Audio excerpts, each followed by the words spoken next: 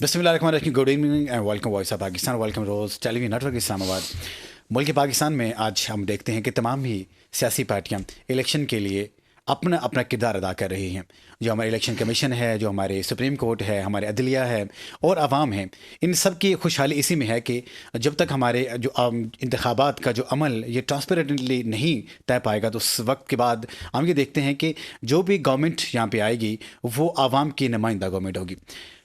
हम ये देखते हैं जितनी भी सियासी जमातें हैं उनका अलमिया ये रहा है, थर्ड वर्ल्ड कंट्री की जब हम लोग यहाँ पे बात करते हैं कि जो सियासतदान होते हैं पहले पैसा लगाते हैं, पैसा लगा के वो हुकूमत में आते हैं। और जब हुकूमत में आते हैं तो आने से पहले ही उनका सिनेरियो ये होता है, जो स्लोगन होता है उनका ये होता है कि हम आवाम की खिदमत करेंगे, आवाम की खुशहाली के लिए काम करेंगे। जब वही पार्टी जब इक़्तिदार में आती हैं, बड़ी बदकिस्मती के साथ ये चीज़ हम देखते हैं कि आवाम के साथ किए हुए वादे, आवाम के साथ की हुई वो लंबी लंबी तकारीर, तमाम की तमाम चीज़ें वो भूल जाते हैं। एक चीज़ उनको याद रहती है, वो चीज़ ये याद रहती है कि जितने पैसे वो लगा के इस हुकूमत में आए हैं, इलेक्शन उन्होंने जीता है, किसी न किसी तरह वो पैसे कमाए जाएं, उनका आवाम का कोई भी दुख, कोई भी तकलीफ याद नहीं रहती। लेकिन आज की जो सिनेरियो हमारे मुल्क पाकिस्तान का है, महंगाई यहाँ पे उरूज पे है।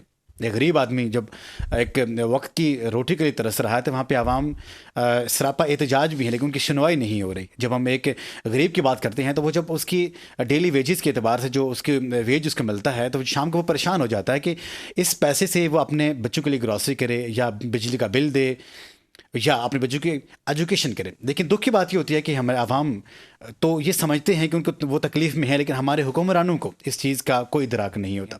वो एक दफ़ा फिर एक नए अंदाज से, एक नया रूप धारी आवाम की तरफ बढ़ रहे होते हैं। और आवाम मैं ये समझता हूँ कि अगर इंसान का मौका दिया जाए, चाहे एक मौका दिया जाए, दूसरा मौका दिया जाए, तीसरा मौका दिया जाए, लेकिन दुख की बात है कि पाँच पाँच बारियाँ लेने के बावजूद हमें इतना भी एहसास नहीं होता कि जब हम आवाम के पास जाते हैं और आप हमें हमारे इंतखाब करें, हमें वोट दें, लेकिन वहाँ पे तब हमें इस चीज़ का एहसास नहीं होता कि इससे पहले जो अदवार हमने गुजारे हैं वो भी तो आवाम ने ही हमें चुना था। लेकिन हमने क्या किया, आवाम भी भूली बिसरी और वो उन्हीं लोगों का बार बार इंतखाब करती है कि जनाब कि ये हमारी तकदीर बदल के रख देंगे। मैं ये समझता हूँ कि जब नज़रिए के ऊपर किसी चीज़ को अखज़ किया जाता है, किसी चीज़ का इंतखाब किया जाता है, तो फिर उस नज़रिए को पाया तकमील तक पहुँचाने के लिए उस हुकूमत की, उस जमात की ज़िम्मेदारी होती है। लेकिन बदकिस्मती से आवाम में शऊर तो है, लेकिन डे एंड के ऊपर जाके आवाम भी अपना वही शऊर खो देती है। फिर वही सब्ज़ बाग रंगीनी में आ जाती है, उनकी बातें सुन लेती है और इसका खमियाजा आगे 5 साल फिर भुगतती रहती है कि हमसे गलती होगी। मुल्क पाकिस्तान को आज़ाद हुए 76 साल तो हो गए हैं, लेकिन मैं ये समझता हूँ कि जिस तरह प्रोग्रेस होनी चाहिए तो वो प्रोग्रेस नहीं है। हमारे नाइबर कंट्री इंडिया की बात करते हैं, हमारा नाइबर कंट्री चाइना की बात करते हैं। चाइना हमसे बहुत बाद में आज़ाद हुआ, लेकिन आज हम देखते हैं कि वो अगर सुपर पावर बनने की दौड़ में शामिल है तो आखिर ऐसे वहाँ पे क्या मेजर्स किए गए, उनके हुक्मरानों के ऐसे क्या मेजरमेंट्स थे कि जिन्होंने अपने उस मुल्क के साथ वफादारी की, और हमारे मुल्क में जो जिन लोगों ने हुकूमत की है उन्होंने कितनी वफादारी की है। तो जनाब आज का प्रोग्राम आप देख रहे हैं वॉइस ऑफ पाकिस्तान, मुझे कहते हैं मोहम्मद इजाज़ बशीर। जो पैनलिस्ट जो आज के इस शो में मौजूद है, मैं सबसे पहले उनका तारीफ़ कराता चलूँ। मेरे इमराज जनाब जो पहली मज़ज़ मेहमान मेरे साथ बैठे हैं उनका मैं तारुफ कराता चलूँ। सैयद वाजिद अली गिलानी साहब हैं और साबिक additional advocate general Punjab, advocate supreme court of Pakistan से। अस्सलाम वालेकुम, वेलकम टू द शो। इनके साथ तशरीफ़ रखते हैं डॉक्टर सैयद अमीर हसन शाह साहब, एडवोकेट हाई कोर्ट। अस्सलाम वालेकुम। वालेकुम अस्सलाम। और मारूफ और मशहूर मजहबी स्कॉलर मुफ्ती कलाम मोहिउद्दीन ज़ियाई साहब। अस्सलाम वालेकुम। वालेकुम अस्सलाम। सबसे पहले शुरू करते हैं सैयद वाजिद अली गिलानी शाह साहब से कि मुल्क पाकिस्तान में इलेक्शंस की जो डेट अनाउंस हुई है 8 फरवरी हुई है, क्या आपको लगता है कि 8 फरवरी को इलेक्शन होंगे? और दूसरी बात, अगर आपको ये लगता है 8 फरवरी को अगर इलेक्शन होंगे तो आज जो सियासी पार्टियां हैं उनकी गैदरिंग देख रहे हैं, जोड़ तोड़ देख रहे हैं, किसी को मौका दिया जा रहा है, किसी को लेवल प्लेइंग की इजाज़त नहीं दी जा रही, तो क्या कहेंगे इसके बारे में? बिस्मिल्लाहिर्रहमानिर्रहीम, अल्लाहुम्मा सल्ली अला सय्यिदिना मुहम्मद। गुजारिश है जी कि आपने फरमाया कि 8 फरवरी को 2024 में जो इलेक्शन होने को जा रहे हैं, ये इलेक्शन जो है ना वो क्या सिर्फ डेट दी गई है या इलेक्शन होने हैं? नंबर 1। जी जी, ठीक है। और फिर जो सियासी पार्टियां जितनी भी हैं वो अपने अपने कागजात नामजदगी करवा रही हैं, ठीक है, और इसमें कोई शक नहीं है कि वो बड़े जोश और खरोश से करवा रही हैं। और बहुत सारे ऐसी जमातें हैं जिनको जना नॉकआउट भी किया जा रहा है, चाहे वो इलेक्शन कमीशन की तरफ से हों या फिर उसके बाद जो रिटर्निंग ऑफिसर्स होंगे वो उनको नॉकआउट करेंगे। पहली तो बात ये है कि मुझे तो किसी भी हलके में एज सच लोगों के अंदर इलेक्शन के हवाले से कोई गहमा गहमी नज़र नहीं आ रही। صرف جو لوگ سیاست میں حصہ لینے والے لوگ ہیں وہی تھوڑا بہت آگے پیچھے وہ کر رہے ہیں، ادروائز پبلک تو بالکل خاموش ہے. اس لیے پبلک خاموش ہے کہ پبلک نے یہ بانبا ہوا ہے، انہوں نے بھانپ لیا ہے کہ آیا کہ الیکشن 8 فروری کا مشکل ان کو نظر آ رہا ہے. اس لیے نظر آ رہا ہے کہ ابھی کچھ دن پہلے جو ہے نا انہوں نے مسلم لیگ نون اور 2-3 اور جماعتوں کے کہنے کے اوپر جو ہے نا ڈیٹ ایکسٹینڈ کر دی کاغذات نامزدگی جمع کروانے کی. پھر اسی طریقے سے بہت ساری سیاسی جماعتوں میں سے کچھ 1-2 سیاسی جماعتیں ہیں جن کے بہت سارے جو لیڈرز ہیں جنہوں نے الیکشن لڑنے ہیں، ان کو وہ کاغذات نامزدگی جمع کرانے کے لیے جاتے ہیں تو ان کے نامینیز اور پروپوزر اسکینڈر جو ہے وہ سب کو وہیں پہ وہ آرام سے اریسٹ کر رہے ہیں. جہاں پہ یہیں پہ ایسے معاملات ہو رہے ہیں کہ لوگوں کو آزادانہ طریقے سے کاغذات نامزدگی بھی نہیں کروانے دے رہے، تو مجھے بتائیں کہ وہاں پہ الیکشن کس طرف جا رہے ہیں، یا الیکشن ہونے والے بھی ہیں یا نہیں ہونے والے. گڈ. اگر اس ٹائم پہ الیکشن وہ کروا بھی دیتے ہیں ان حالات میں، تو پھر کیا عوام اس کو ہضم کرے گی؟ کیا یہ کہ election free and fair election ہوئے ہیں؟ نو ڈاؤٹ کہ ابھی جو سپریم کورٹ کا جو فیصلہ آیا ہے، جس کو ہز لارڈشپ مسٹر جسٹس سردار طارق مسعود صاحب کر رہے تھے، اس میں جسٹس منصور علی شاہ صاحب بھی تھے اور ہز لارڈشپ مسٹر جسٹس اطہر من اللہ صاحب بھی تھے. انہوں نے جو پیرامیٹرز ان کو دیے تو وہ آلریڈی ہمارے کانسٹیٹیوشن کے اندر بھی موجود ہیں، الیکشن ایکٹ کے اندر موجود ہیں کہ صاف شفاف الیکشن ہونے چاہیے، یہ معاملات ہونے چاہیے، یہ میئرز ان کو پورے کرنے یاد دہانی کروائی ہے. کیا الیکشن کمیشن جو چیئرمین الیکشن کمیشن ہے، کیا کہ وہ کوئی الف بے سے واقف نہیں ہے؟ کیا وہ آئین پاکستان ہے اس سے واقف نہیں ہے؟ اگر وہ آئین پاکستان سے واقف نہیں ہے تو پھر ان کو چیئرمین الیکشن کمیشن کیوں بنایا؟ ڈاکٹر سید امیر حسن شاہ صاحب آپ سے بڑھیں گے، جاننا چاہیں گے کہ ایک دفعہ آپ کا الیکشن کمیشن ڈیٹ دے دیتا ہے، اس سے پہلے بہت سی ڈیٹس آئی ہیں، پھر اس کو پھر ایکسٹینڈ کر دیا جاتا ہے، پھر آپ کا سپریم کورٹ آپ کو وہاں پہ ڈیٹس دیتا ہے، پھر الیکشن کے ڈیٹس کو ایکسٹینڈ کر دیا گیا، آپ کی صوبائی جو اسمبلی کے الیکشن کو ایکسٹینڈ کیا گیا. اب جو ہمارا نیشنل اسمبلی کے الیکشن کی جو ڈیٹ ہمارے سامنے آئی ہے، آخر ایسا کیوں ہو رہا ہے کہ چند جو سیاسی جو جماعتیں ہیں ان کے کہنے کے وہ ڈیٹس کو کیوں ایکسٹینڈ کیا جا رہا ہے؟ اور جب آپ کے سپریم کورٹ کہہ بھی رہا ہے کہ بھائی آپ نے الیکشن کرانے ہیں تو پھر ہم الیکشن کیوں نہیں کرا رہے؟ بسم اللہ الرحمن الرحیم. پروفیسر صاحب بہت شکریہ. اصل میں یہ ہے کہ اس حوالے سے ایک لمبا ڈیبیٹ چلتا آ رہا ہے اور بڑی چیزیں اس میں سامنے آئی ہیں. ڈفرینٹ فیکٹرز ہیں جن کی وجہ سے کبھی ڈیٹ کا اعلان کیا جاتا ہے، پھر اسی کو ایکسٹینڈ کر دیا جاتا ہے. تو میں سمجھتا ہوں کہ یہ ادارے کی کمزوری سے ظاہر ہوتی ہے کہ وہ ایک ڈیٹ کو فکس بھی نہیں کر رہا اور نہ ہی کر پا رہا ہے اور نہ ہی اس پہ عمل درآمد کرا پا رہا ہے. ابھی جو اناؤنسمنٹ ہوئی ہے اس سے ہم سمجھتے ہیں کہ اور عوامی لیول پہ بھی اب اس چیز کو سامنے دیکھا جا رہا ہے کہ امید کی جا رہی ہے کہ اس میں الیکشن ہو جائیں گے، اور اگر ہو جاتے ہیں الیکشن اس میں تو یہ قومی لحاظ سے دیکھا جائے تو پاکستان کے لیے فائدہ مند ثابت ہوں گے تاکہ راہ متعین ہو جائے. جبکہ پچھلے کچھ عرصے سے یہ ایسا سمجھا جا رہا ہے کہ شاید یہ نہ ہونے والا کام ہے اور یہ شاید نہ ہو سکے. تو الیکشن ایکسپیرینس ہمیں بتا رہے ہیں نا بار بار کی وہ خود ہی اس چیز کو شو کر رہے ہیں نا. الیکشن کمیشن ہی اس چیز میں خود کو مضبوط نہیں کر رہا اور نہ ہی لوگوں کو اس چیز کو باور کرا رہا ہے کہ ہم جو کام کریں گے وہ مکمل طور پر اس پہ عمل درآمد کرا سکیں گے. تو اب امید کی جا رہی ہے، جیسا کہ ابھی گہما گہمی ہے، لوگ اپنے کاغذات نامزدگی جمع کرا رہے ہیں، تو امید کرتے ہیں کہ انشاءاللہ اس میں اس سے پہلے جو الیکشنز ہوئے ہیں، جب آپ نے بھی دیکھا ہم نے بھی دیکھا کہ بھائی 3-4 مہینے پہلے بھرپور طریقے سے جلسے جلوس مطلب اس سے گیدرنگ، سوشل گیدرنگ، کانٹیکٹس، اس بار وہ ایسا کچھ بھی نہیں. اصل میں اس کی وجہ بھی یہی ہے کہ بار بار تاریخوں کا چینج ہونا، پھر اس کو آگے کر دینا، ٹرسٹ نہیں رہا. وہ اس کی وجہ سے لوگ تھوڑا سا سلو ہو گئے کہ اب جب ہوں گے نا تب ہی ہم اپنا جوش دکھا لیں گے، جب تک ہوتے نہیں ہم اس لیے آرام سے سکون سے بیٹھتے ہیں. شاندار بات آپ نے کی. مفتی صاحب، جب صدیق اکبر کا دور تھا اور جس طرح آج ملک پاکستان کے حالات ہیں، ہم یہ دیکھتے ہیں کہ اس لحاظ سے لا اینڈ آرڈر کی سچویشن آپ کے سامنے ہے، مہنگائی آسمان پہ ہے، غریب آدمی غریب سے غریب ترین ہوتا جا رہا ہے. لیکن اگر اسلامک لاز کو ہم نے فالو نہیں کیا، جس کی وجہ سے میں یہ سمجھتا ہوں کہ آج ہمارا یہ ہو رہا ہے، کیونکہ جس طرح جو آئین کی جو شکیں ہیں وہ ہمارے سامنے، کلازز ہمارے سامنے ہیں، ان کو اگر ہم مان کے چلتے تو ہمارے ملک میں خوشحالی آتی. لیکن ہمیں اس کو بھی چھوڑ دیا. ہم نے اسلام کو تو ویسے بھی چھوڑا ہوا ہے، اور اسلام تو ہمیں وہ اچھا لگتا ہے جو ہمارے پسند کا اسلام ہوتا ہے. تو کیا کہتے ہیں کہ ایسے تناظر میں اس دور کے جو خلفائے راشدین تھے ان کا کیا عمل رہا ہے، ان کی کیا پلاننگ رہی ہے؟ اعوذ باللہ من الشیطان الرجیم، بسم اللہ الرحمن الرحیم، اللہم صلی علی محمد وعلی آل محمد وبارک وسلم. پروفیسر اعجاز بشیر صاحب، آپ ایک نئے پروگرام کے ساتھ میں آپ پہلی مرتبہ آپ کے ساتھ آئے ہوں. ویلکم. خلافت راشدہ کے ساتھ دور حاضر کو جو ہے نا کمپیئر کرنا، یہ تو بالکل بالکل بہت ناانصافی نہیں، بہت بڑی ناانصافی ہے، ظلم ہے. صحیح. تو وہ لوگ تھے جب جو ہے نا ان کا وصال ہوا تو وہ مقروض تھے. تو میرے خیال میں اگر موجودہ حکمران اگر وصال پا جائیں تو ان کی 7 نسلیں کھاتی رہیں تو اور کوئی نہ کام کریں، صرف کھاتے رہیں تو ملک مقروض ہے لیکن حکمران مقروض نہیں. حکمران پورے ہیں اپنے جو ہے نا، انہوں نے اپنے احساسے اتنے اکٹھے کر لیے ہیں. میں تو موجودہ سیاست کے حوالے سے میں یہ کہوں گا کہ الیکشن کمیشن جو فیصلہ کر رہی ہے اور الیکشن کرنے کا یہ ویسے ہی خرچہ کر رہی ہے.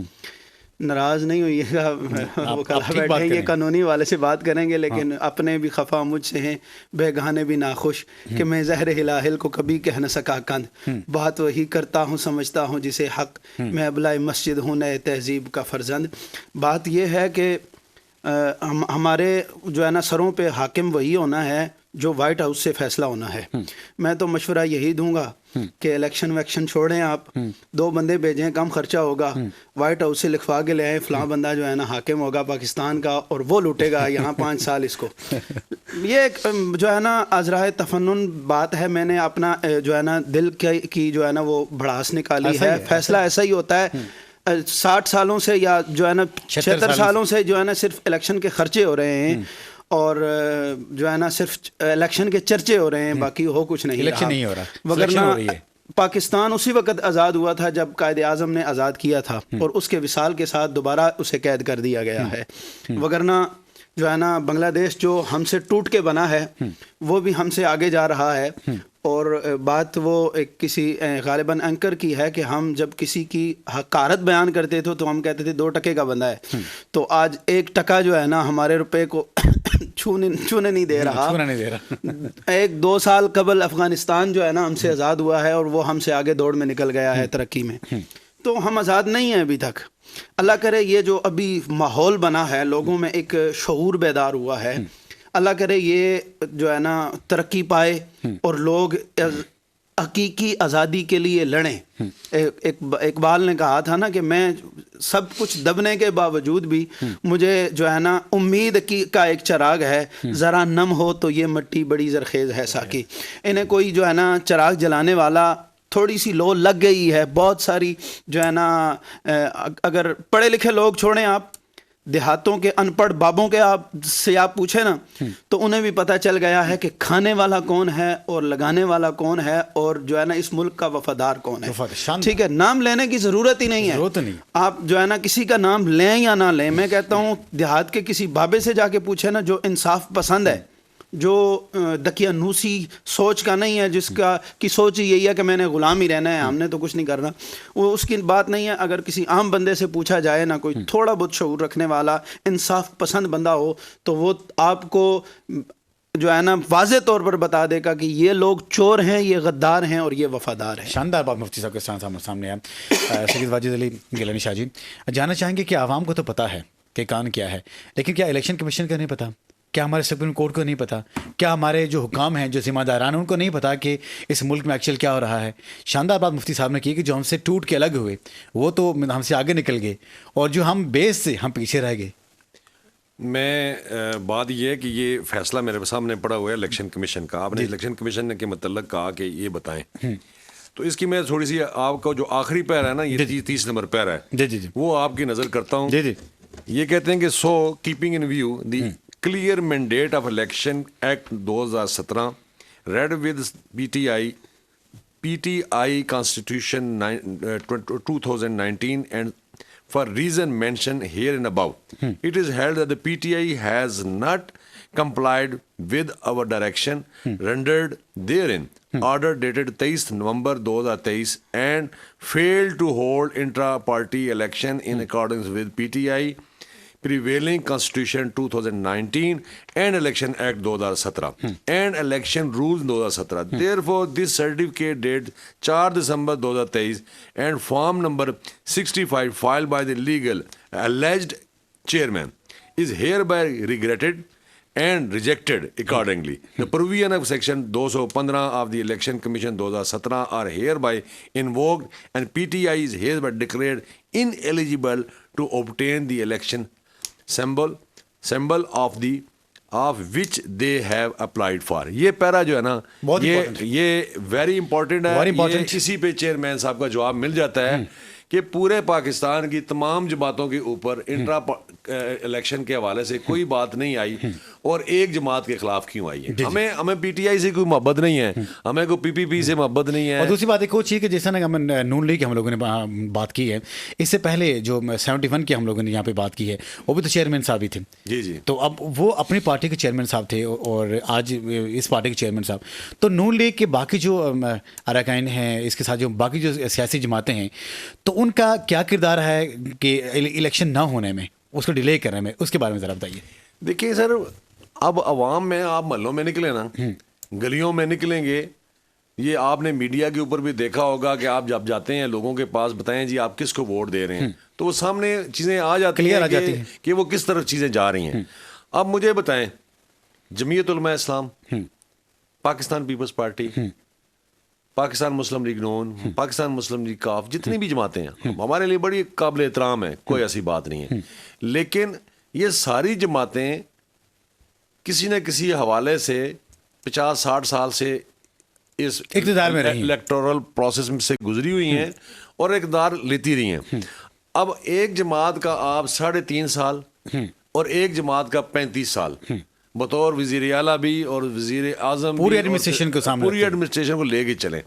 آج موٹر وے کی لوگ بات کرتے ہیں, کہتے ہیں جی یہ ایک چیز کر لی, آپ فلاں بھائی بات یہ ہے کہ آپ ایک کسی شخص کو آپ 3.5 سال کا جو پیریڈ ہے اس کے اندر اس کی کارکردگی آپ دیکھ لیں, اور اپنی بھی 35-36 سال کی آپ دیکھ لیں, چیزیں یہ ساری کرسٹل کلیئر چیزیں ہمارے سامنے آ جاتی ہیں کہ کس نے کیا کیا یہاں پہ پرفارمنس کی. اس لیے کہ وہ ڈر اور خوف ہے, مین چیز یہ ہے کہ ڈر اور خوف یہ ہے کہ ہم جن چیزوں سے کسی کو روک رہے ہیں یا جس جماعت کو ہم روک رہے ہیں تو وہی تو برسر اقتدار آ رہی ہے. اب جو چیزیں جو میں ابھی میری فیلنگز ہیں, جو میں بینگ ایک وکیل اور بینگ ایک محلے کا یا کسی گاؤں کا رہنے والا شخص ہوں, بینگ پاکستانی.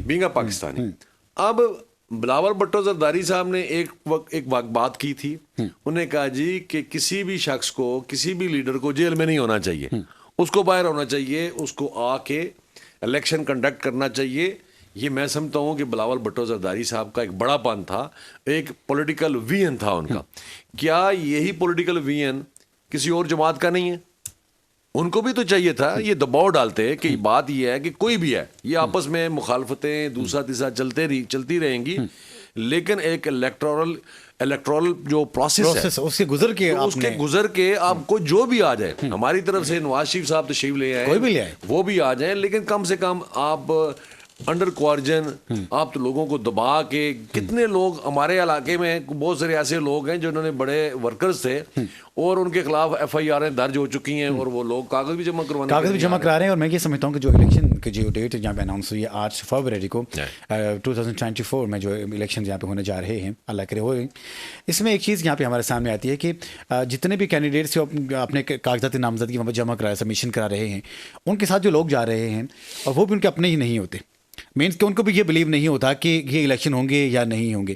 اور مزے کی بات یہ ہے کہ عوام کی طرف وہ لوگ جب آتے ہیں اور اپنی جو اس سے پہلے کی جو ان کی 1.5 سال جو ان کی یہاں پہ حکومت رہی ہے, یہ کارکردگی جب عوام کے سامنے آتی ہے پھر عوام بھی ان کی اچھی طرح درگت لگاتی ہے. لیکن یہاں پہ ڈاکٹر صاحب جاننا چاہیں گے, ایسی صورتحال میں جو ہماری عدلیہ ہے, جو ہمارے الیکشن کمیشن ہے, اس کا بھی پتہ ہے کہ عوام شدید غصے کی حالت میں ہے, عوام میں الیکشن کو لے کے عوام کے اس حالات کو جو پہنچانے میں جس ناج تک پہنچانے میں جو لوگ ذمہ داران ہیں اس کو لے کے عوام بہت سینسٹیو ہے. تو کیا ایسے حالات میں اگر الیکشن کے ڈیٹ کو مزید پرولانگ کر دیا جائے تو کیا یہ خطرے سے خالی نہیں ہوگا؟ اصل میں یہ ہے کہ جہاں تک عدلیہ کا کردار تھا اس نے اپنا بھرپور کردار ادا کرتے ہوئے اس معاملے کو ٹیکل بھی کیا ہے اور ایک ڈیٹ کا تعین بھی کیا ہے. اور اس حوالے سے سپریم کورٹ آف پاکستان نے بھرپور کوشش بھی کی ہے کہ تمام اداروں کو اس چیز پہ لایا جائے کہ آپ الیکشن کو ضرور کنٹیسٹ کروائیں. آگے نتائج جو بھی ہوں گے وہ تو بعد کے معاملات ہیں، لیکن یہ ہے کہ ایک بار الیکشن ضرور ہونے چاہیے. اور یہ چیز، یہ جو تاثر ہے جو عوام میں ہے اور ملکی لحاظ سے جو دیکھا جا رہا ہے کہ پتہ نہیں کون ہینڈل کر رہا ہے یا کس طرح سے معاملات کو چلایا جا رہا ہے، یہ چیزیں ختم ہوں. لوگ اپنے نمائندے خود منتخب کریں، لوگ ان سے سوال کریں، لوگ ان کو لے کے آئیں، لوگ ان سے پوچھیں کہ اب ملکی معاملات کیا ہیں، کس طرف سے جائیں گے. یہ ایک بات طے ہے کہ جب تک الیکشن نہیں ہوتے، جب تک لوگوں کا اعتماد بحال نہیں ہوتا، تب تک ملک ترقی نہیں کر سکتا. تب تک ملک ترقی نہیں کرتا، تب تک ایسے ہی معاملات چلتے رہیں گے. کبھی ڈالر اوپر چلا گیا، کبھی کچھ ہو گیا، کبھی کچھ ہو گیا. ایسے معاملات سے اور ایک اور چیز امیر صاحب، آپ میری بات سے ایگری کریں گے کہ جس کا کام اسی کے سانجھے. جی right person for right job. جی اگر میں یہ سمجھتا ہوں کہ ہمارے جو ادارے ہیں وہ یہاں پہ انٹرفیئر کریں گے ہماری اکانومی میں، وہ اگر انٹرفیئر کریں گے یہاں پہ ہمارے اسٹاک مارکیٹ میں، ہمارے بزنسز میں، تو میرے خیال میں پھر ان کی جو اپنی جو ڈومین ہے وہ تو خالی رہ جاتی ہے. تو اس کے لیے ایک زبردست جو میں یہ سمجھتا ہوں کہ جو جگہ ہے وہ یہی ہے کہ بھائی جو ڈیموکریسی کے تحت آپ لوگوں کو وہاں پہ الیکٹ ہونے دیں، جو اس سسٹم کو آپ پرولانگ چلنے دیں، لیکن وہاں پہ اس کی راہ میں رکاوٹیں پیدا کرنا، پھر عوام کے لیے یہاں پہ رکاوٹیں پیدا کرنا، آپ کے اپنے لیے تو کوئی یہاں پہ مشکلات نہیں ہوتی، لیکن جو دراصل جو تکلیف ہوتی ہے، جو یہاں پہ درد جو سہنے والی چیز ہوتی ہے وہ عوام ہوتی ہے، جو غربت کی لکیر سے نیچے جا کے زندگی گزارے ہوتے ہیں. تو جناب پروگرام باکس پاکستان میں یہاں پہ وقت اور چھوٹے چھوٹے کمرشل بریک ہے، ہمارے ساتھ رہیے. اسٹیپ 10.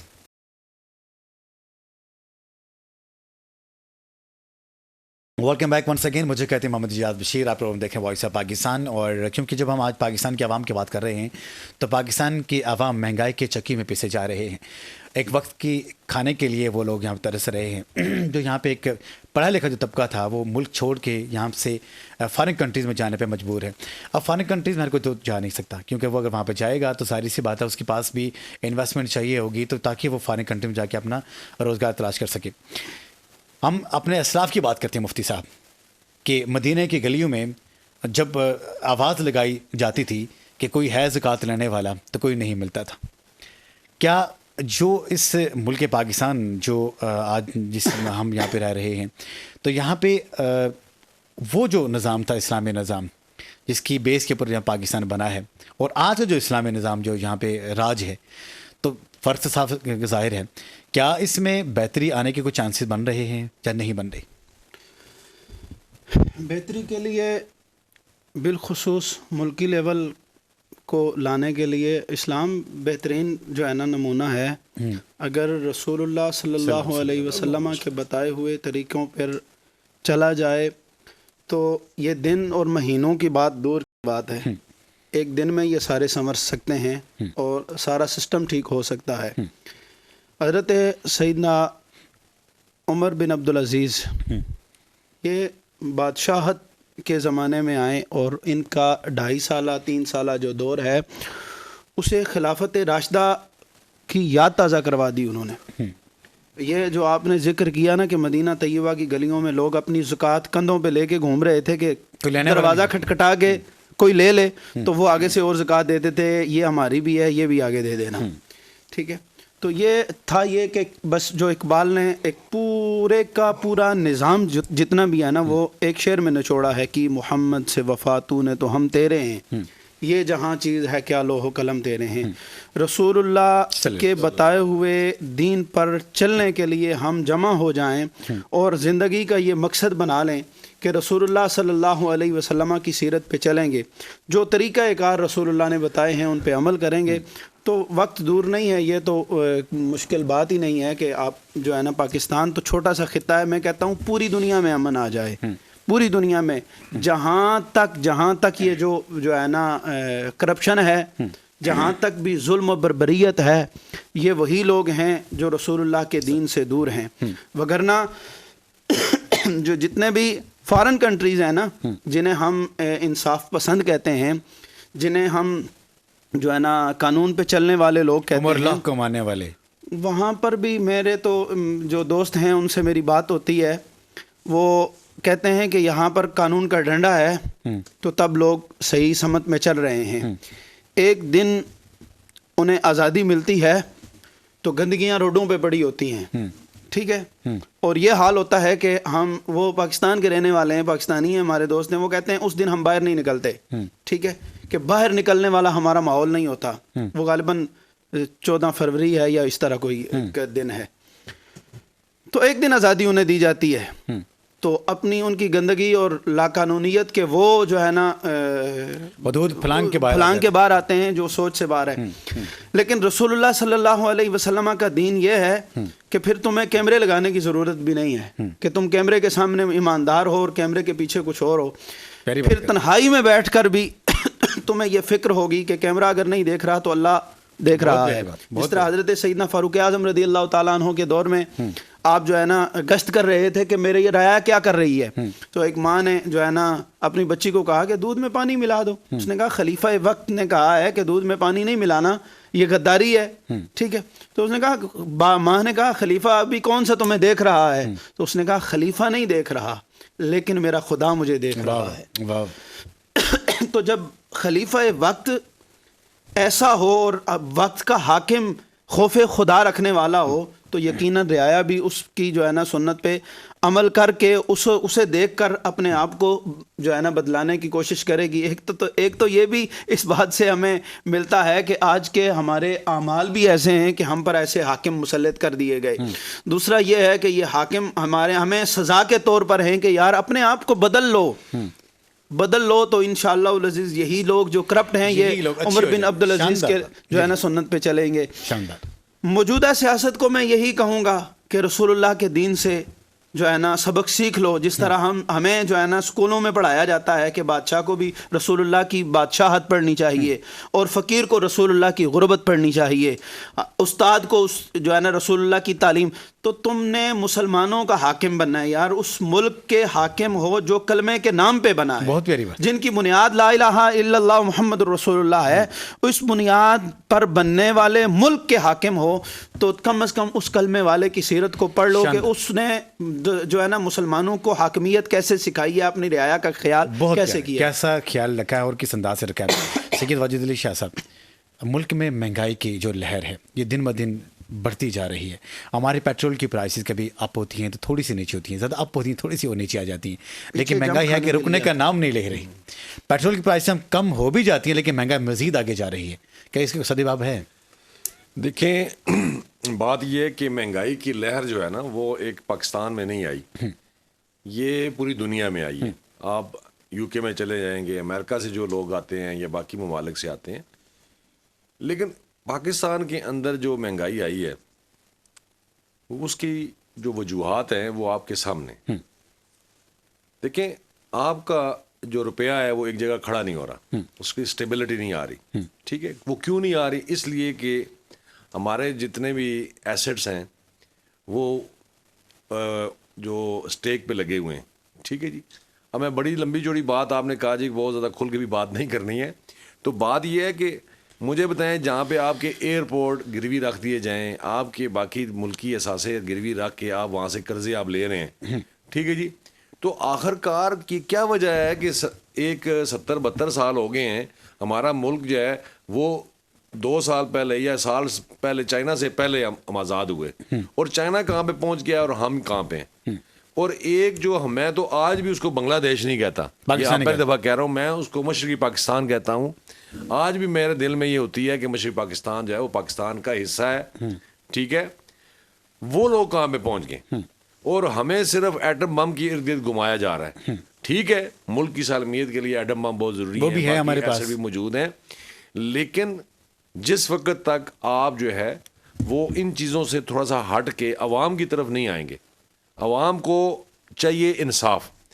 جب ملک کے اندر انصاف ہوگا تو پھر یہ ہے کہ یہ مہنگائی یا دوسری تیسری چیزیں جو ہے نا وہ آپ کو نظر نہیں آئیں گی. مہنگائی جو ہے وہ پیٹرول بڑھ گیا ہے, کم ہو گیا ہے, لیکن کہنے کا مقصد یہ ہے کہ ملک کے اندر اگر انصاف کی چیزیں جو ہے نا وہ بول بالا ہو جائے تو میں یہ سمجھتا ہوں کہ ایک بندے کے ساتھ کوئی اگر زیادتی کر رہا ہے, ایک پیٹرول کم ڈال رہا ہے اور وہ بندہ وہاں پہ کورٹ میں جاتا ہے اور پتہ چل جاتا ہے جج صاحب کو کہ یہ انہوں نے یہ زیادتی کی ہے, تو وہ خود بخود وہ پینلائز جب ہوں گے تو معاملات اپنی ہر چیزیں جو وہ اپنے نیچے آ جائیں. جی ایک اور چیز یہاں پہ دیکھنے کو ملتی ہے کہ دیکھیں کہ کوئی ایسی سیور قسم کی کوئی ایسا ڈیزیز ہو کہ جس کے لیے انسان اپنے علاج کراتا ہے اور پورے جمع پونجی جمع کر کے اس کو صرف کرتا ہے, اس کو ٹھیک ہو جاتا ہے, لیکن اس بیماری کو میں یہ سمجھتا ہوں کہ 76 ایئر ہو چکے ہیں اور جس میں بڑے بڑے ترم خان بھی یہاں پہ آئے ہیں, لیکن اس کو ٹھیک کیوں نہیں کر پا رہے, یا خود ٹھیک کرنا نہیں چاہ رہے, یا یہ ان سے ٹھیک ہو نہیں رہی. اگر وہ نہیں ہو رہی تو وہ پھر یہاں پہ بار بار کیوں اپنی قسمت کو آزمانے کے لیے آ جاتے, چھوڑ کیوں نہیں دیتے؟ دیکھیے بات یہ ہے کہ یہ جب تک پاکستان کس نے بنایا, ایک وکیل نے بنایا, ٹھیک ہے جی, اور اس وکیل نے بنایا جس کا نہ تو کوئی ایک آدھ بیٹی تھی ان کی, باقی بہن بھائی ضرور تھے, لیکن انہوں نے بہن بھائیوں کا بھی خیال نہیں کیا اور ملک کا خیال کیا, ٹھیک ہے جی.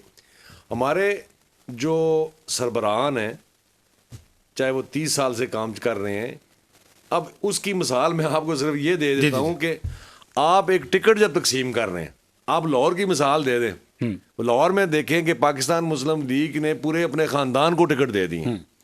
ادھر سے آپ دیکھ لیں کہ جنا جی جمعیت علماء اسلام نے پورے خاندان کو ٹکٹ دے دی ہیں. ادھر پیپلز پارٹی کو دیکھ لیں کہ وہاں پہ کس کو ٹکٹ ملے ہیں. ادھر پی ٹی آئی کو بھی آپ دیکھ لیں کہ کن کو ٹکٹ مل رہے ہیں. تو آپ ہمارے ملک کے اندر تو جو ان کی اپنی جماعت ہے اس میں ہی جو ہے وہ سمجھتے ہیں کہ ساری چیزیں ہم گھر لے کے جائیں گے. جب ملک میں سربراہ بنے, جب وہ اس ملک کے سربراہ بنتے ہیں تو انہوں نے سب کچھ کھینچ کھونچ کے تو لے کے وہاں ہی جانا ہے نا. مجھے بتائیں کتنے لوگ ہیں یہاں پہ, کتنے لوگ ایسے ہیں جن کے ملک سے باہر جنا اثاثے موجود ہیں. میں نام نہیں لینا چاہتا, آپ کے پاس سارا ڈیٹا آپ کے سامنے ہے کہ کہتے ہیں جی کہ انگلینڈ میں فلاں کے پلازے ہیں, فلاں کی چیزیں ہیں, فلاں کی چیزیں ہیں. تو مجھے بتائیں ٹھیک ہے وہ ایک بزنس مین لوگ ہیں, سب کچھ ہے, لیکن کیا بزنس مین لوگ ایسے ہی ہیں؟ پیسے کیسے وہ یہاں سے ملک سے باہر لے کے گئے؟ منی لانڈرنگ کے ذریعے تو نہیں گئے, یا کہاں سے پیسے کس طریقے سے لے کے گئے ہیں؟ کیا بیگوں میں اٹھا کے لے کے گئے ہیں؟ آخرکار ان چیزوں کو تو حساب آپ سامنے لے کے آئے نا. اگر ایک بندے نے سائفر یوں اس نے کہا جی کہ یہ سائفر ہے اور فلاں ہے فلاں, اس پہ اس نے آپ کو کر دیا, تو جو بیگ بھر کے جو نا وہ کون سی آئلہ ملکی کی پتہ نہیں علی تھی, پتہ نہیں جس نے وہ ایان علی لے کے جا رہی تھی, وہ پکڑی گئی. آج تک مجھے بتائیں وہ انسپیکٹر کہاں گیا, ٹھیک ہے جی, اور وہ خود کہاں گئی ہوئی ہے. مطلب ہے کہ احتساب یہاں پہ نہیں. تو دیکھیں نا, جب تک آپ کا احتساب کا عمل ٹھیک نہیں ہوگا, اور احتساب بھی ہم یہاں پہ دکھ کی بات ہے کہ احتساب ہم ہونے بھی نہیں دیتے. ہاں احتساب آپ ہونے بھی نہیں دیتے. اور پھر بات یہ ہے کہ احتساب کی عدالتیں آپ نے بنائی ہوئی ہیں, سارے آپ نے جج اپنی مرضی کے اسپیشل جج آپ نے لکھائے ہوئے ہیں. کیوں نہیں آپ جو ڈسٹرکٹ اینڈ سیشن جج کسی جگہ کا بھی ہوتا ہے اس کو آپ وہاں پہ لگائیں. ہمارے اسلام آباد کے اندر ایک جج صاحب بیٹھے ہوئے گزشتہ 20 سال سے وہ اسی یہیں پہ بیٹھے ہوئے ہیں. آخرکار کیوں بیٹھے ہوئے ہیں؟ اور کیا اور کوئی لوگ ایسے نہیں ہیں؟ لہذا کہنے کا مقصد یہ ہے کہ جو ہے نا آپ ٹرانسپیرنٹلی آپ ایک جج یہاں لگائیں ایسے جو اچھے لوگ ہیں. آپ 3 سال کے بعد ان کی ٹرانسفر کرائیں, 3 سال کے بعد اور لوگ آ جائیں. تو لہذا میرا کہنے کا مقصد یہی ہے کہ ان لوگوں کو, یہ لوگ سارے احتساب سے گزریں, چاہے کسی جماعت سے بھی جن کا تعلق ہے, اور free and fair general trial ہونا چاہیے. آپ دیکھیں جب اپنی باری آئی, 1.5 سال کی حکومت آئی, تو 1.5 سال میں ہر جماعت نے اپنا حصہ ڈال کے وہاں پہ احتساب ایکٹ کا کیا حال کر دیا, اور ساتھ یہ بھی کہ بھئی ہمیں موقع نہیں دیا گیا. ٹھیک ہے, اس میں کچھ چیزیں ایسی تھیں, میں بینگ اے وکیل بات کرتا ہوں کہ فری اینڈ فیئر ٹرائل کے لیے یہ ضروری ہوتا ہے کہ ایک انسان کو آزاد کیا جائے, اس کو ضمانت دی جائے, وہ اپنی مرضی سے جو وہ ایویڈنس کلیکٹ کر کے کورٹ میں دینا چاہتا ہے یا ادارے میں دینا چاہتا ہے وہ دیں. لیکن باقی جو چیزیں ہیں وہ میں یہ سمجھتا ہوں کہ جو انہوں نے کہا جی کہ اتنی لمٹ ہوگی تو یوں ہو جائے گا, اتنی لمٹ ہوگی تو یوں ہو جائے گا. اگر یا تو پھر ایسی بات ہے تو میں سمجھتا ہوں کہ فیڈرل ایجنسی جو ہے FIA جس کو کہتے ہیں وہ موجود تھا. احتساب بنانے کی ضرورت ہی کوئی نہیں تھی, نیب بنانے کی ضرورت ہی کوئی نہیں تھی, نیب آرڈیننس بنانے کی ضرورت نہیں تھی. فیڈرل انویسٹیگیشن ایجنسی آلریڈی وہاں پہ موجود تھی, تو یہیں سے وہ پروسیس گزارتے. وہ ادارہ کیوں بنایا, اتنے لوگ وہاں بھرتی کیے آپ نے, وہ بھی ایک قسم کا برڈن کس کے اوپر ہے, ملک پاکستان کے. شاندار بات آپ نے کی اور اپنا اسٹانس دیا. جب ہم یہ دیکھتے ہیں کہ جب ہم خود ہی اپنی قسمت کے اوپر جو رو رہے ہیں لیکن اپنی قسمت کو تبدیل خود ہی نہیں کرنا چاہ رہے, تو میں یہ سمجھتا ہوں کہ ہمیں 76 بھی تھوڑے ہیں, جو 76 ایئر ہو چکے ہیں، یہ 76,000 ایئر بھی ہو جائیں، ہم بھی اپنے اس قسمت کو چینج نہیں کر سکتے. کیوں نہیں کر سکتے؟ جب ہم خود چینج ہونا ہی نہیں چاہ رہے. جو ہمارے ادارے ہیں ان کو اگر ان کی آپ یہ دیکھیں، ان کی شان دیکھیں اور ان کا جو پروٹوکول دیکھیں اور جو ان کا جو رہن سہن دیکھیں، اور ایک جو غریب آدمی ہے، ایک جو یہاں پہ مڈل اسٹیج جو آدمی ہے، اس کا لیونگ اسٹینڈرڈ دیکھیں، فرق تو ہے نا. لیکن یہاں پہ فرق یہ ہے کہ ان لوگوں کے لیے مہنگائی نہیں ہے، لیکن اگر مہنگائی ہے تو نچلے طبقے کے لیے مہنگائی ہے. آخر ایسا کیوں ہے؟ اصل میں سر یہ ہے کہ لوگوں کو ہمیشہ سے بنیادی ضروریات پہ رکھا گیا ہے. ہماری سیاسی جماعتوں کا اگر نعرہ ہے تو وہ بھی بنیادی ضروریات پہ ہی ہے. اگر ہمارے حکمران طبقہ ہے تو وہ بھی صرف بنیادی ضروریات کی ہی باتیں کرتے ہیں. لوگوں کو اس سے نکلنے ہی نہیں دیا جا رہا. ایک چیز کو پورا کرتے ہیں تو دوسری کو کم کر دیا جاتا ہے، پھر وہ دوسری کے پیچھے پڑتے ہیں کہ جی وہ تو پوری کر دیں، پھر وہ دوسری اگر پوری ہوتی ہے تو پھر تیسری کو کم کر دیں. اسی طرح یہ بنیادی ضروریات عوام کو بریڈ اینڈ بٹر کے چکروں میں لگا کے اسی میں گھمایا جا رہا ہے. اور جب تک اسی پہ ہی گھمایا جا رہا ہوگا تو لوگ اس سے آگے سوچ نہیں پائیں گے. اگر لوگ اس سے آگے نہیں سوچیں گے تو پھر نہ تو انصاف ہوگا، جس طرح سے پہلے ذکر ہو رہا ہے، نہ انصاف ہوگا اور نہ ہی احتساب ہوگا اور نہ ہی تعلیم کا اور اپنی بنیادی ضروریات جو ہیں، ہماری صحت ہے، اس پہ بھی کوئی توجہ نہیں دی جا رہی. لوگ اسی کو آگے لانا چاہ رہے ہیں، اسی سے ہی محبت کرتے ہیں جو ان کے ذاتی مفادات کی حفاظت کرتے ہیں. پیاری بات آپ نے، اور بہت پیاری بات. اسی ذاتی مفادات کی وجہ سے ہی ہمارا فائدہ بھی اٹھایا جاتا ہے. جب انڈیویجول ٹرسٹ کی بات کرتے ہیں، انڈیویجول انٹرسٹ کی بات کرتے ہیں، تو پھر ہمیں کلیکٹیولی جو بینیفٹس ہو رہا ہوتا ہے اس کی طرف جایا نہیں جا سکتا. جب ہم یہ اس سے گارنٹی لیتے ہیں کہ میں ووٹ تمہیں دوں گا، اگر میرے بھتیجے بھانجے بھائی کو اگر ایڈجسٹ کیا جائے، اگر اسی بات پہ ہی ووٹ اس نے لینے ہیں تو وہ ٹھیک ہے، وہ وہی کرے گا جو اس نے کرنا ہے. وہ پھر کولیکٹیولی سوچ نہیں سکتا، نہ ہی کولیکٹیولی وہ کچھ کام کرے گا. ملکی مفادات میں وہ اپنا کردار اتنا ہی ادا کرے گا جتنا اس نے اپنے ذاتی مفادات کے لیے کرنا ہے. زبردست. ڈاکٹر صاحب نے ایک چیز کی طرف اشارہ کیا کہ جب ہم انفرادی سوچ رکھیں گے تو پھر ہمیں انفرادی فائدہ ہوگا، جب ہم کلیکٹیولی سوچ رکھیں گے تو کلیکٹیولی فائدہ ہوگا. لیکن ہمارے ویژن بہت کمزور ہیں، ہماری سوچ بس اپنے تک شروع ہوتی ہے تو ادھر جگہ ختم ہو جاتی ہے.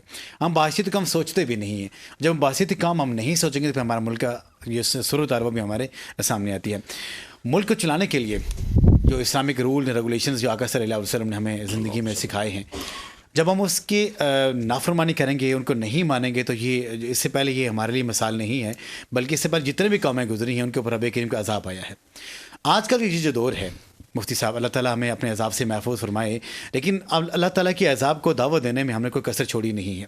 تو کیا سمجھتے ہیں کہ جو آج کا جو دور ہے، نبی پاک علیہ السلام نے بھی سیاست سکھائی. نبی پاک علیہ السلام نے جو اس وقت جو فیصلے ہوا کرتے تھے وہ مسجد نبوی میں ہوا کرتے تھے. آج تو پارلیمان موجود ہیں، آج تو وہاں پہ جو عدالتیں لگتی تھیں مسجد نبوی میں لگتی تھیں. لیکن گویا کہ ہمارے پارلیمان کا بھی، ہماری عدالتوں کا بھی، ہمارے الیکشن کمیشن کا بھی وہی تقدس ہے جیسا ایک مسجد کا ہوتا ہے، جس طرح وہاں پہ قاضی صاحب بیٹھتے ہیں. تو کیا مفتی صاحب ہم نے اس کے تقدس کے پامال نہیں کیا؟ اس کی بھیٹ ہم لوگ پوری بحثیت کم چڑھے ہوئے ہیں، یا اللہ تعالیٰ کی طرف سے کوئی اور ہم یہاں پر ہمارے پہ عذاب آیا ہوا ہے؟ بڑا جو ہے نا عجیب سا تقابل آپ بھی کر رہے ہیں اور ہم بھی کر رہے ہیں. رسول اللہ نے جو سیاست سکھائی ہے وہ مفاہمت پسندی ہے، جو ہے نا مفاہمت کے ساتھ کسی بات کو حل کرنا ہے، ٹھیک ہے. لیکن موجودہ جو سیاست ہم جسے سیاست کہہ رہے ہیں، وہ جتنا بڑا بے ایمان ہوتا ہے اتنا بڑا سیاستدان ہوتا ہے. ہم اسے کہتے ہی وہی ہیں جو ہے نا زیادہ صحیح طریقے سے بے ایمانی جانتا ہو، حالانکہ یہ سیاست نہیں ہے. جس طرح شاہ جی قبلہ نے انصاف کی بات کی ہے، انصاف اتنا بڑا جو ہے نا دخل ہے ہمارے معاشرے میں. صرف انصاف قائم کر دیا جائے تو معاشرہ دنوں میں سدھر جائے گا. انصاف ایسا عمل ہے.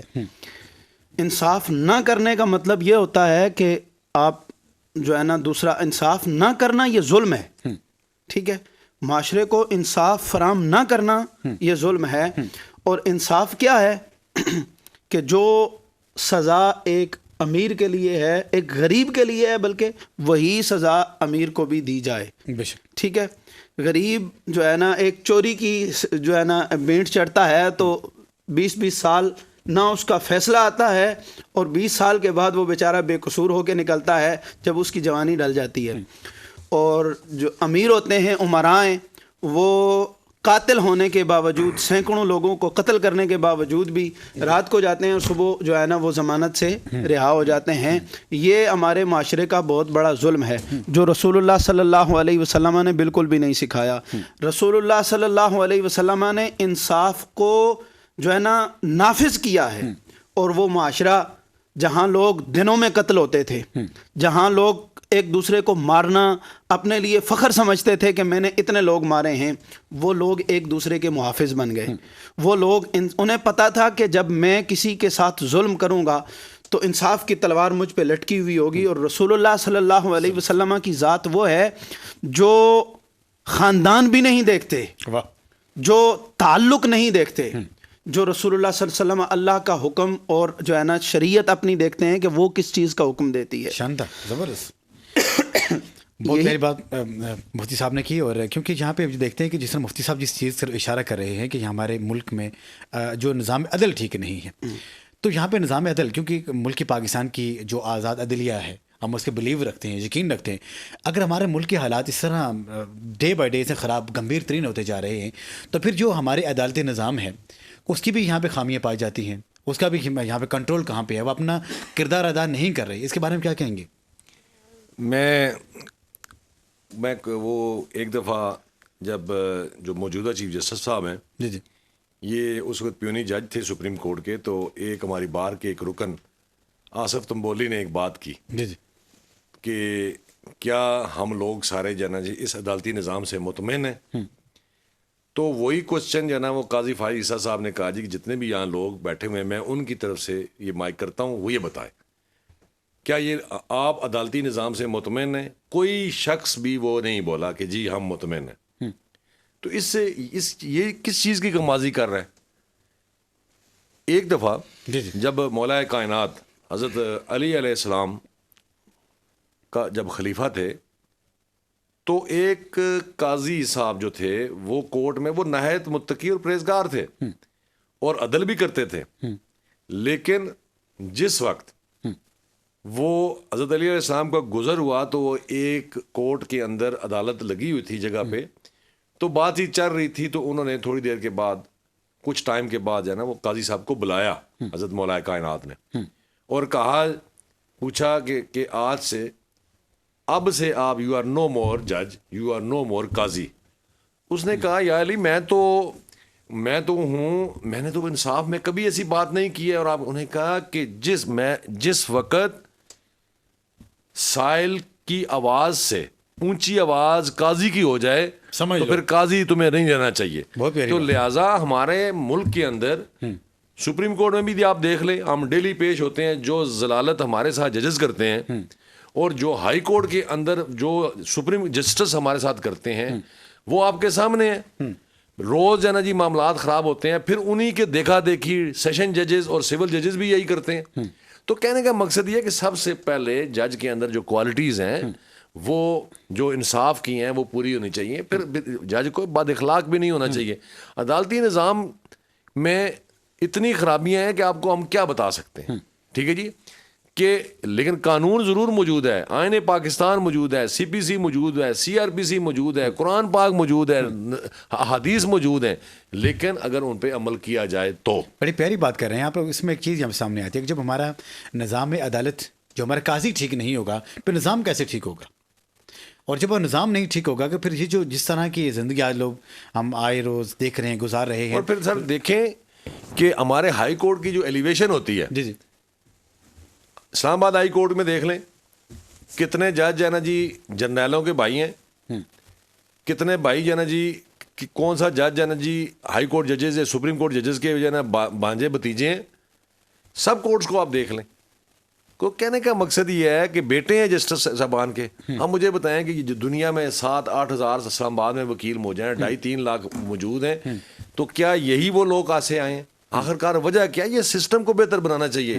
قاضی بنانے سے پہلے کوئی ان کے لیے کوئی سیشن ججز کے لیے ایگزام ہے، سول ججز کے لیے امتحان ہے. تو ان ہائی کورٹ کی ججز کے لیے امتحان نہیں ہے، صرف کیا ایک انگریزی آ جانے سے وہ جج بن جاتا ہے. لہٰذا میں سمجھتا ہوں کہ جو ہائی کورٹ کے جج لگتے ہیں ان کے انٹرویو صرف جنرل نہ لیا جائے، پہلے ان کا ایک ایگزام بھی لے لیا جائے کہ کیا اس قابل ہیں کہ یہ سول جاب دینے کے لیے اگر آپ اتنے طرح لہٰذا یہ کہ عدالتی نظام ایسا میں ہے. ایک بات کروں، اگر جس طرح ہمارے سرکاری خطیب ہیں نا سعودیہ میں یا کہیں جاتے ہیں، انہیں تقریر لکھ کے دی جاتی ہے، یہ آپ نے کرنی ہے، یہ آپ نے کرنی ہے، اس کے علاوہ آپ نے نہیں کرنی. اور موجودہ پاکستان کا جو عدالتی نظام ہے نا، وہ شاہ صاحب کے کہنے کے مطابق یہی ہے کہ فیصلہ تو انہوں نے وہی کرنا ہوتا ہے جو آرڈر لکھ کے دے دیا جاتا ہے.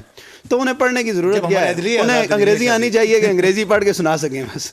یہ المیہ ہے ہمارے جو ہے نا. جب ہماری عدلیہ خود آزاد نہیں ہے تو پھر فیصلے کیسے آزاد ہو سکتے؟ تو سر آپ دیکھ لینا جی، جو بھی فیصلے آپ دیکھیں گے ہائی کورٹ میں دیکھیں گے یا آپ کے سامنے، ہم تو جو ہے نا جی وہ کہتے ہیں ججز کے تو فیصلے بولتے ہیں، ٹھیک ہے جی، زبان نہیں بولتی، فیصلے بولتے ہیں. آپ ان کے فیصلے جتنے بھی اٹھائیں گے ہائی کورٹ میں، جتنے بھی میں سمجھتا ہوں کہ آپ کے سامنے آ رہے ہیں روزمرہ جو فیصلے آ رہے ہیں کہ ڈیلے ہو رہا ہے یا بیل میں ڈیلے ہو رہا ہے یا باقی چیزیں ہو رہی ہیں، آپ کے سامنے ہیں ساری چیزیں. سپریم کورٹ میں کیا ہو رہا ہے، میں کہتا ہوں کہ صرف اور صرف نظام عدل میں ایک بات ہے جو میں نے پہلے کر دی حضرت علی مولا کائنات کی، یہ جو زبان ہے نا، وہ ٹھیک ہو جائے تو ہمارا عدلیہ کا نظام عدلیہ کا نظام بہت بہتر ہو سکتا ہے. اور ایک انسان جو ہے نا وہ اپنا موقف بیان نہیں پورا کر سکتا، ایک وکیل موقف بیان نہیں کرتا، آگے سے یہ ان کے اوپر تلوار لٹکائی جاتی ہے کہ جی بات یہ ہے کہ اگر آپ نے ہمارا ٹائم ویسٹ کیا تو ہم آپ کو 1 لاکھ روپے جرمانہ کریں. ہم نے تو 1 لاکھ روپیہ کیا، ہم نے تو 20,000 40,000 روپے فیس نہیں لی ہوتی، ہم اپنے اوپر جو ہے نا 1 لاکھ روپے جرمانہ کہاں سے کریں. شاندار بات. بہرحال یہ ہے کہ کچھ چیزیں ایسی بھی ہوتی ہیں کہ جو ہمارے جو نظام میں حضرت مولا کائنات کا ذکر کر دیا تو میں ایک چھوٹی سی بات، حضرت مولا کائنات کے بھائی حضرت عقیل بن ابی طالب آپ کے پاس ایک دفعہ آئے تو انہوں نے کہا کہ تو ہمارا بھائی حاکم ہے اور ہم بھوکے مر رہے ہیں، جبکہ دوسری طرف جو ہے نا دولت کی ریل پہل ہے، تو ہمیں کیوں نہیں دیتا، ہمیں بھوکا کیوں مار رہا ہے، ٹھیک ہے، اپنے گھر کیوں نہیں لاتا. تو آپ نے انگارہ رکھ کے کہا یہ تھوڑی دیر اپنے ہاتھ پہ رکھو انگارہ، اگر یہ برداشت کر سکتے. اس نے کہا انگارہ جب ہاتھ پہ رکھا تو انہوں نے گرا دیا. کہتا ہے یہ اس سے جلتا. کہا دنیا کی آگ سے ڈرتا ہے، جہنم کی آگ سے نہیں ڈرتا. میں جہنم کی آگ گھر لے کے نہیں آتا، میں بھوک برداشت کر لوں گا. تو جب حاکم ایسے ہوں گے نا تو پھر جو ہے نا رعایا کو انصاف ملے گا، حاکم ایسے نہیں ہوں گے تو انصاف نہیں ملے گا. اور میں ایک چیز میں اکثر اوقات اپنے تمام پروگرامز میں یہ اپنے تمام پینلسٹ سے کہہ رہا ہوتا ہوں کہ دل میں کچھ چھپی ایسی کچھ چیزیں ہوتی ہیں، بہت درد ہوتے ہیں اپنے عوام کے لیے، اپنے غریبوں کے لیے، اپنے ملک کے لیے. تو اس کا اظہار میں یہ سمجھتا ہوں کہ ہمیں کرنے کے لیے کوئی پلیٹ فارم شاید رائٹ پلیس نہیں ملتی. تو کیونکہ ہمارا پروگرام بھی آخری اس مراحل میں ہے، کچھ ایسی چیز کہ جو آپ یہ سمجھتے ہیں کہ چند سیکنڈس میں اگر کلیئر کر دیں عوام کے لیے کہ ایسا ہونا چاہیے تو ہمارے ملک کے حالات بہتر ہو سکتے ہیں. تو آخری پیغام صرف انصاف، عوام کے ساتھ انصاف کیا جائے، مہنگائی لوگ برداشت کر لیں گے. عوام کے ساتھ انصاف کے. جی میں سمجھتا ہوں کہ ہمیں اسلامی تعلیمات کے جتنا قریب ہوا جائے گا اتنا جلدی ہم ان پریشانیوں سے نجات پا لیں گے. خود احتساب بھی سب کو کرنا پڑے گی. یہ حکمران باہر سے نہیں آتے، ہم میں سے ہی ہوتے ہیں. ہمیں سب کو اس چیز پہ سوچنا پڑے گا کہ ہم اپنے لیے کیا، جس طرح حدیث پاک میں ہے نا کہ اپنے بھائی کے لیے بھی وہی چیز لے کے جو اپنے لیے پسند کرتے ہو، تو ہمیں بھی دیکھنا پڑے گا کہ ہم لوگوں کے لیے کیا لے رہے ہیں اور اپنے لیے کیا چوائس کر رہے ہیں. ہمیں وہ چوائس کرنی چاہیے جو اپنے لیے چوائس کرنی چاہیے، وہی ہمیں اپنے عوام کے لیے چوائس کرنی چاہیے. میں عوام کے لیے اتنا کہوں گا، ایک تو بیان کر دیا ہے کہ محمد سے وفا تو نے تو ہم تیرے ہیں، یہ قاعدہ ہے رسول اللہ کے دین سے وفا کرو. اپنا حاکم اور لیڈر اسے چنو جو دین کے سب سے زیادہ قریب ہے. جو آپ موازنہ کر لیں محلے میں اپنے حاکموں میں جو دین کے قریب ہے یا جو انصاف پسند ہے. میں ایک اور بالخصوص کہوں گا جو باہر یورپ میں پڑھ کے آئے ہیں وہ تمہارے مسائل نہیں جانتے، جو یہاں سرکاری اسکولوں میں پڑھ کے رول کے ٹاٹوں میں بیٹھ کے پڑھے ہیں ان کو تمہارے مسائل پتہ ہوں گے، وہ پھر بھی کچھ نہ کچھ تمہارے لیے سوچیں گے. ان یورپ میں پڑھنے والوں میں المیہ یہ ہے، میرے معاشرے کا یہ ہے کہ میرے جو علاقے کے پٹواری ہیں یا اپنے علاقے کے دیکھ لیں، پٹواریوں کے جو منشی ہیں نا ان کے بچے بھی جرمنی اور انگلینڈ میں پڑھ رہے ہیں. تو یہ ظلم ہے، یہ ہمارے معاشرے کے ساتھ ظلم ہے. میرے والد صاحب جو ہے نا وہ خود ایک فوجی افسر تھے، تو میں نے ان سے کہا کہ آپ کے جو جونیئر ہیں ان کے بچے باہر پڑھ رہے ہیں تو ہمارے کیا کوئی جو ہے نا شکل اچھی نہیں ہے، ہم نہیں باہر جا سکتے. کہا بیٹا جو میری تنخواہ ہے نا اس میں آپ سرکاری اسکول کو میں پڑھا سکتا ہوں، اگر کہتے ہو حرام اگر کھاؤں تو پھر میں آپ کو باہر لے جا سکتا ہوں، وگرنہ چیف برانٹ افسر تھے جو ہے نا ایئر فورس میں، تو کہہ رہے تھے کہ میں اپنی تنخواہ میں آپ کو سرکاری اسکول میں پڑھا سکتا ہوں، اور میں نہیں چاہتا کہ میں آپ کے لیے جہنم کی تنخواہ کا جو صلہ، جو ان کا جو مقام، جو مرتبہ ملا ہوا، اللہ کا شکر ہے، اللہ تعالیٰ سب کو خوشیاں عطا فرمائے۔ میرے ساتھ جناب سید واجد علی گیلانی صاحب، سابق additional advocate general Punjab, advocate supreme court of Pakistan, آپ یہاں تشریف لائے، بہت بہت شکریہ۔ اور ان کے ساتھ یہاں پہ تھے ہمارے ساتھ جناب اسلام آباد بار ایسوسیشن کے امیدوار نائب صدر ڈاکٹر سید امیر حسن صاحب، ایڈوکیٹ ہائی کورٹ، آپ یہاں تشریف لائے، بہت بہت شکریہ۔ اور ملک پاکستان کی پہچان اور شاندار انداز سے اپنے مدلل گفتگو کرتے ہیں، اور اگر آپ کسی محفل میں ان کو سنیں اور ان کو جائیں، کسی ان کے جلسے میں جائیں اور ان کی مسجد میں جائیں، تو زبردست قسم کا ان کا خطاب بھی ہوتا ہے، خطاب ذیشان ہوتا ہے۔ میرے مراد جناب مفتی غلام محی الدین ضیائی صاحب، آپ یہاں پہ تشریف لائے اور قیمتی باتیں ہمیں نواز صاحب، بہت بہت شکریہ سب کا۔ جاتے جاتے ایک چیز میں آپ کے سامنے رکھنا چاہتا ہوں کہ اگر ہمارے ملک پاکستان کی عوام اگر دکھ میں ہیں، تکلیف میں ہیں، تو میں یہ سمجھتا ہوں کہ اپنا قصور ہے ہمارا، کیونکہ ہم ایسے لوگوں کی خود ہی اسکروٹنی کر کے، خود ہی ہم ان کو خود بیس بناتے ہوئے، خود چن کے ہم آگے ایوانوں میں بھیج رہے ہوتے ہیں۔ اور پھر یہاں پہ اس کی مثال یہ ہے کہ ہم کیکر کا درخت لگاتے ہیں اور امید اس کے اوپر یہ رکھیں گے اس کے ہم یہاں پہ انگور لگیں یا آم لگیں گے، ایسے پاسبل نہیں ہوتا۔ اگر آپ اچھی آبیاری کریں گے تو پھر وہی جب درخت لگائیں گے وہی فروٹ آپ کھائیں گے۔ تو میرے خیال میں یہ ہمارے حالات جو بھی ہیں یہ ہماری ذمہ داری ہے۔ تو جناب اجازت بشیر کو اجازت دیجیے، اپنا بہت سارا خیال رکھیے گا۔ السلام علیکم ورحمۃ اللہ وبرکاتہ۔